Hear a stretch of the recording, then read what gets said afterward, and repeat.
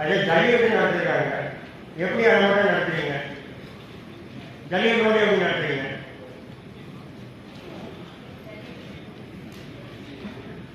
ஆட்டையும் சொல்லி எத்தனை தடவை நான் சொல்லிகிட்டே இருக்கேன். போன தடவை மேடம் சொன்னாங்க, ஸ்பெசிஃபிக்காக சொல்கிறாங்க. இப்போ ஹைகோர்ட் ஆர்டர் சொல்லி குட்டை ஆக்கிரமிப்பு பண்ணியிருக்காங்க எடுக்க சொன்னால் அவங்களும் சண்டைக்கு வந்துட்டே இருக்காங்க. அங்கே ஆக்கிரமிப்பு பண்ணி இருக்கிறவங்க நேற்றோட சண்டை வேலை செய்யக்கூடாது சண்டை பண்ணிட்டு இருக்காங்க.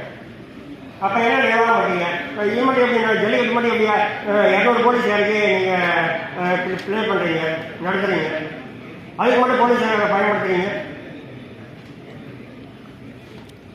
இப்போ இந்த பொது விஷயத்தை நீங்கள் செஞ்சு கொடுக்க மாட்டேங்கிறீங்க.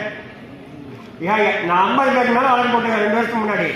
அந்த வழக்கு போட்டது வந்து அங்கே திருவிழா நடத்த முடியல. ஊர் பிரச்சனை பெருசாக பண்ணுறீங்க. நீங்கள் இதுக்கெல்லாம் நிர்வாகம் பண்ணுறீங்களா? நீங்கள் ஒன்றும் நிர்வாகம் இப்படி தான் இருக்குமா? யார் கேட்கறது? இதெல்லாம் ஒரு தப்பு நடக்கணும் நிர்வாகத்தை கவனத்துக்கு கொண்டு வந்தால் சரி செய்ய தான் நிர்வாகம் வச்சுருக்கீங்க.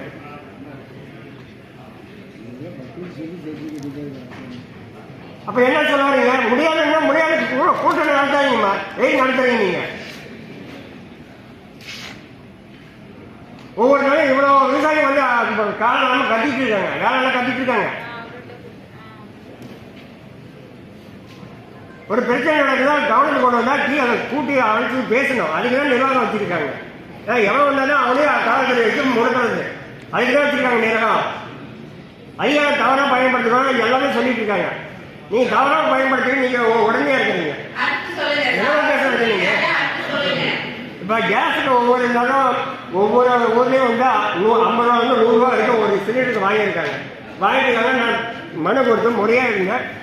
கேஸ் கம்பெனி மேலே நடவடிக்கை சொல்லி 6 மாதம் ஆச்சு. இன்னும் எடுக்கல. ஏன் எடுக்கல?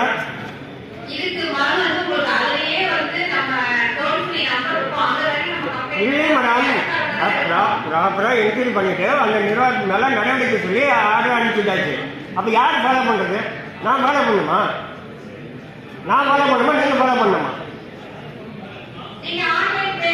ஆன்லைன் பண்ணிட்டேங்க. அவங்க என்ன ஃபோன் பண்ணி க்ளோஸ் பண்ணிட்டு போகிறாங்க. ஆன்லைன் எப்படி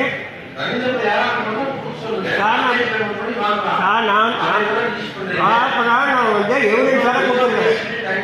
டைம் வேஸ்ட்ல சார். இல்லை அத்தியாவசியம் சார். இது அத்தியாவசியம். ஊழலுக்கும் வழிவகுக்கிட்டு இருக்கு.